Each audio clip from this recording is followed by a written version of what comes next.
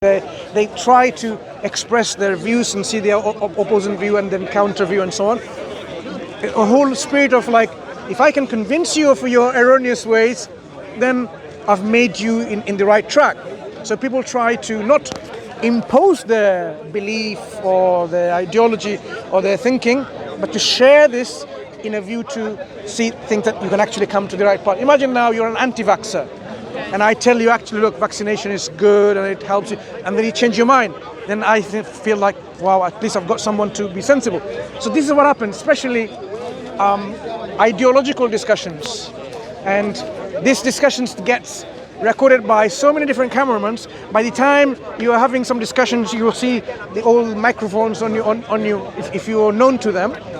And this then gets uploaded in YouTube, different YouTube channels, so that a broader community of people can learn from these exchanges. Because you can't just find information, debates and arguments in books here and there. So this is a very fertile ground in which you can record. Fertile ground in which, like certain celebrities, they come here, like this gentleman here.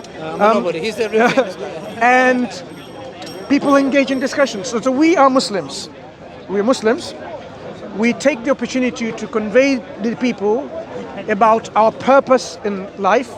Because, as young people like yourselves, what do your friends, your colleagues, your peers tell you? Just be happy, do whatever you want to be, and be yourself, express yourself. They will not want to tell you about the elephant in the room, which is you and I are going to die one day. They will not want to talk about death at all. That don't, destroy your life by going to this rock and roll and taking this drugs and whatever it might be, whatever makes you happy, right? People do it legally and illegally, behind doors and openly and public and so on. There is a whole system in place where people will not tell you, but you and I are going to die one day, right? Do you know where we're going to go when we die? What's going to happen to us? No one is asking you to think. So what we would want people to say, look, you are not an animal. You are more than an animal. You are given a faculty of intellect where you can think critically, you can reason, you can differentiate between truth and falsehood, right and wrong. You see, animals don't care when they want to have a sexual relationship. Human beings, we can't do that. I mean, no man can come and force on you and say, let me have sex with you. That would be considered rape outside your consent. So what we are saying is there are various things that people don't think. They go by the flow. The idea of morality, for example. What is... Yeah, so this is... It's really nice. No, I'm going to wrap this up. I'm saying...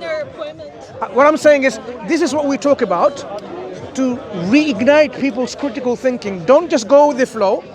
Think about your purpose of life. Think about the one who gave you life.